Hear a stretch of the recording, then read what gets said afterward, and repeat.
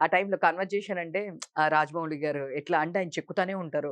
ఒక సీన్ అంత దీనిగా వదిలిపెట్టరు. ఎన్టీఆర్ గారు కూడా చెప్పారు.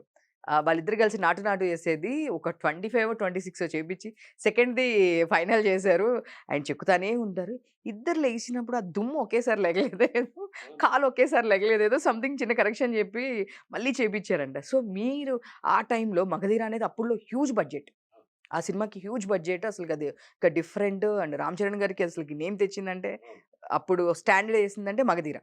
సో, ఆ టైంలో అసలకి షూట్‌లో ఎట్లా ఉండేదంటే మీరందరిది నాకెందుకు అడుగుతున్నానంటే అంత పర్టిక్యులర్‌గా అంతమంది సైన్యం ఓ పక్కన అపోజిట్ ఏమో 'రామ్ చరణ్' గారు, ఇట్లా 'శ్రీహరి' గారు అసలు కాంబినేషన్ అసలు ఎలా ఉంది సార్ ఆ షూట్‌లో? It was fantastic. అంటే ఏదో ఏదో అద్భుతం చేస్తున్నాడని మాత్రం మాకు కనిపించింది.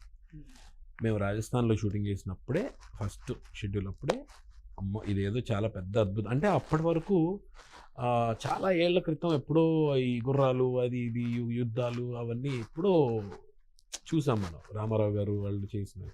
అప్పుడు అన్ని సీజీలు అప్పుడంత టెక్నాలజీ లేదు. ఇప్పుడు టెక్నాలజీ అంత పెరిగిన తర్వాత ఇప్పుడున్నంత టెక్నాలజీ మగధీర అప్పుడు లేదు. యెస్. ఇప్పుడుంటే ఇంకా ఆడుకునేవాడు మగధీర టైంలో ఉండుంటే. ఇప్పుడున్న టెక్నాలజీ కనుకుండుంటే. ఓకే. మనం అప్పుడున్న దాన్నే యూజ్ చేసుకొని, అప్పుడున్న దాన్ని అప్పటికే అప్‌డేట్ చేసుకొని అక్కడ మేము చేసిన ఎడారిలో బికనీర్ ఎడారిలో చేసిన షాట్స్ గాని, ఒక 50, 60 ఒంటెలు, ఒక 50, 60 గుర్రాలు, దాని మీద సైన్యం